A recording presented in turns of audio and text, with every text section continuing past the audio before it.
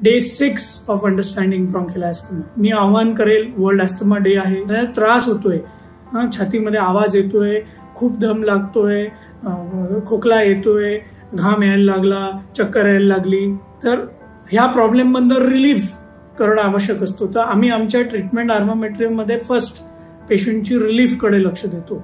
Relief इनहेलरनी immediately होऊन जात, पण मग त्याच्यानंतर परत होऊ नये म्हणून रिलीव्हर बरोबर आपल्याला मेंटेनन्स थेरपी पण द्यायला लागतो, ज्याच्याने हा प्रॉब्लेम जो आहे तो परमनंटली कंट्रोलमध्ये राहील. Reliever is short time option. What we use is long term therapy. त्याच्यामध्ये we use inhaled corticosteroids. Inhaled corticosteroids inhaler मार्फत दिलं जातो. 3 महिने तरी आपल्याला इनहेल्ड कॉर्टिकोस्टेरॉइड्स प्लस रिलीव्हर्स वापरणं आवश्यक असतं आणि ते आपण 2-3 महिने वापरल्यानंतर आजारची तीव्रता कमी होते आणि मग आपण स्मार्ट थेरपीकडे वळतो. पण त्याला असं वॅक्सिन वेनिंग होत राहतो आणि त्याची ट्रीटमेंट तसं आम्ही प्लॅन करतो आणि अतिशय सिंपल ट्रीटमेंट आहे. त्याच्यासाठी खूप स्ट्रेस घेणं की अरे बापरे खूप मोठा आजार आहे असं बिलकुल नाही.